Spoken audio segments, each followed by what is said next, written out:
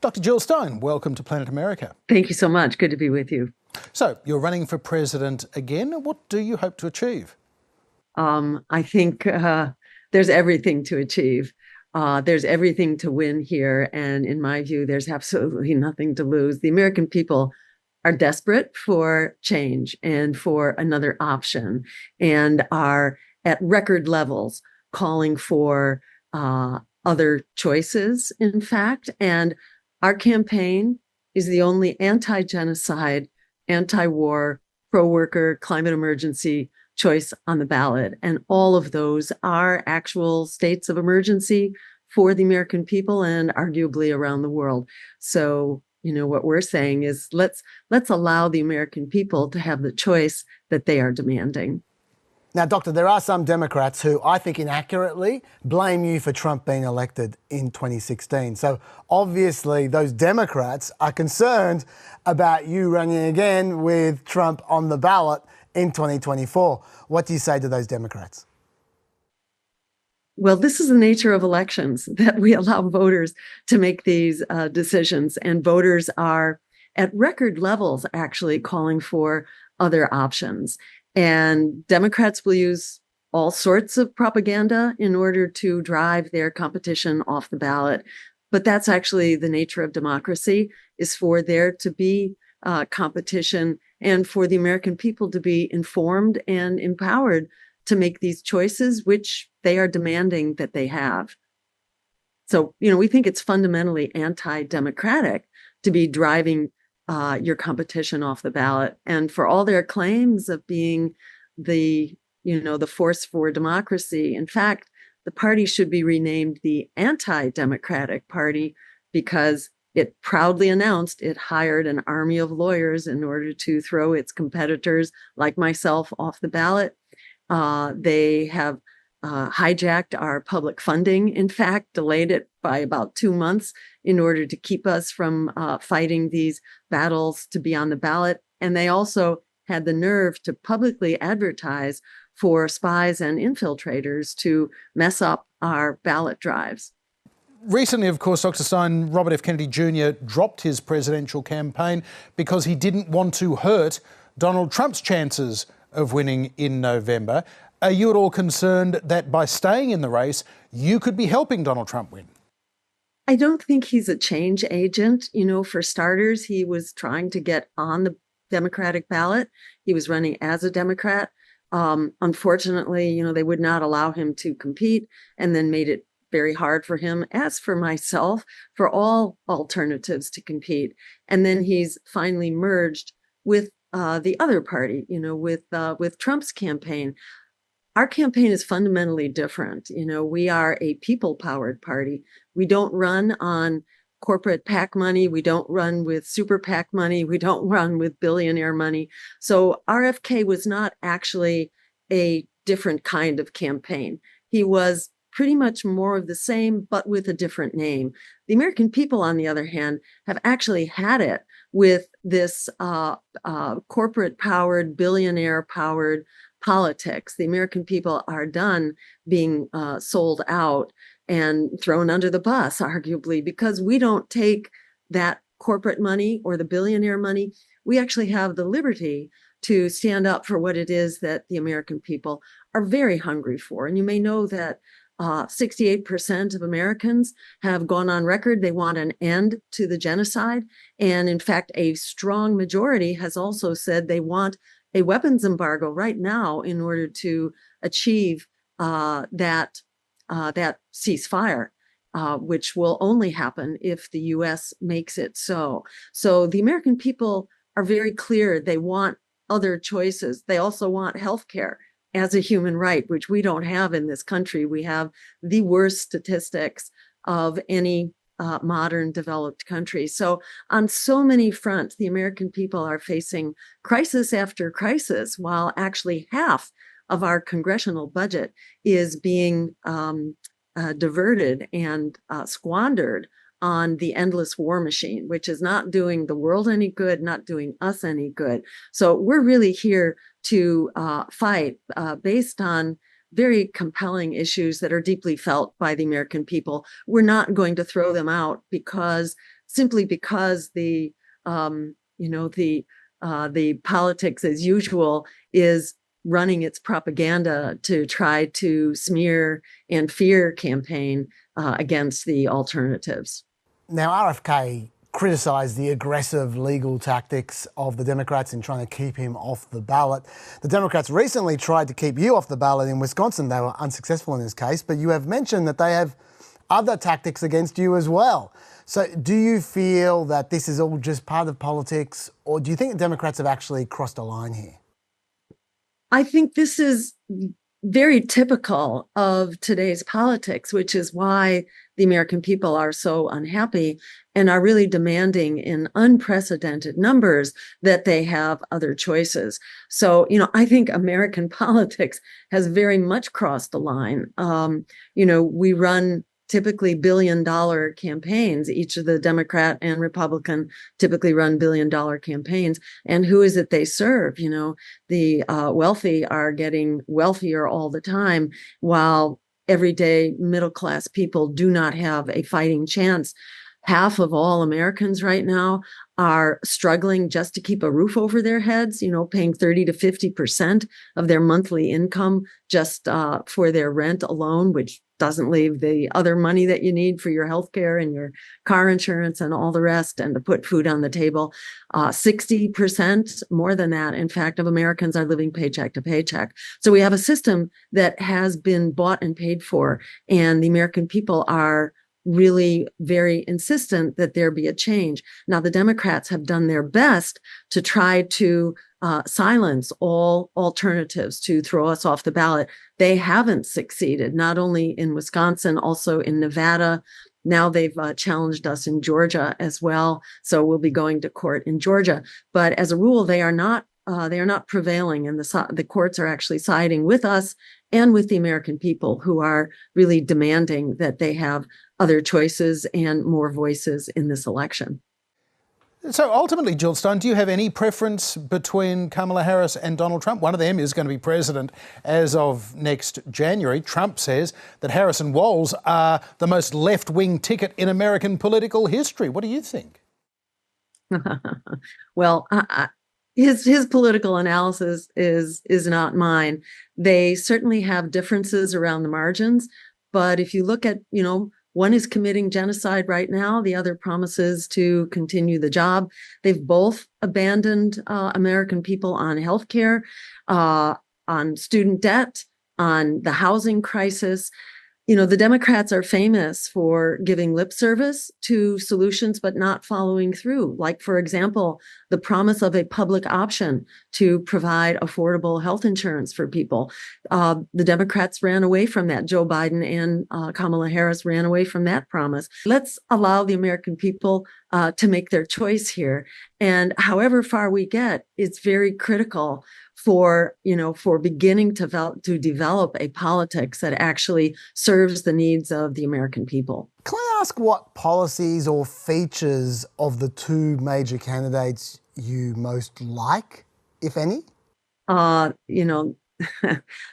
me say that both of the candidates from the Democrat and the Republican Party are extremely vague and flip-flopping on their positions.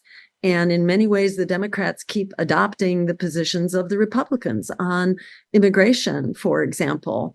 The Democrats have backed away from their promises on healthcare.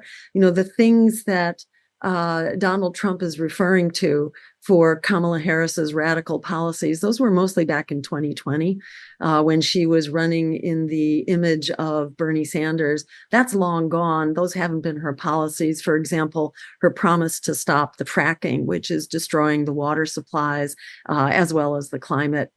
That she hasn't been on that train for a very long time. So both candidates are very involved in tearing down the other candidates instead of saying what they will actually do. And the American people are really hurting for example, Medicare for all, a healthcare system that covers everyone based on Medicare, but expanding the age spectrum and covering everything. It not only covers everyone, but it saves us $500 billion a year. This is motherhood and apple pie because it delivers the healthcare that people are desperate for at the same time that it actually reduces costs. Right now, 1 out of every $3 spent on healthcare in America is spent on paper pushing, red tape, and bureaucracy. This doesn't serve the American people. The healthcare plan that we're offering, which is like what much of the rest of the developed world has, promises healthcare to everyone, paid for progressively in the tax base, while delivering, a really critical service that Americans just don't have. Jill Stein, let's talk about some of the criticisms that you've faced over the years. Hillary Clinton famously described you in 2016 as a Russian asset. And there is certainly evidence that says that Russia did help to amplify your campaign message that year. There's also, of course, that famous photograph of you sitting at a table at a Russia Today event where Vladimir Putin was also sitting at the same table. What do you say to those concerns? Well, let me just say that the Senate Intelligence Committee investigated that smear campaign. That event, that press event, it was a global press event that had been held in 2015. That photograph, which showed Putin sitting at the table for a few minutes before he gave a speech in Russian. There was absolutely nothing untoward going on there. And it was investigated, in fact, by the Senate Intelligence Committee for 3 years. In fact, they did a very thorough investigation. And then at the end of that, they basically thanked me for my full cooperation and said that there was absolutely nothing untoward going on. That was a long time ago. If there was something going on, I think it would have surfaced by this time. And there absolutely is not. This was an empty smear campaign. It was all that the Democrats could come up with. They are very desperate. They've tried rerunning that again, and it doesn't get any traction. It's basically very old news, essentially, of a smear. So the Democrats are really getting quite desperate. I don't know if you heard the latest smear campaign, but it's actually rather comic. And each time, first it was Jamie Harrison, the head of the Democratic National Committee, who tried to smear us. Again, I think it was with that same Russian asset nonsense on social media. Most recently, it's AOC, Alexandria Ocasio-Cortez, who's trying to smear us with so-called concern trolling, basically pretending, how terrible Jill Stein is predatory because she's not growing green power. Don't you have to grow green power?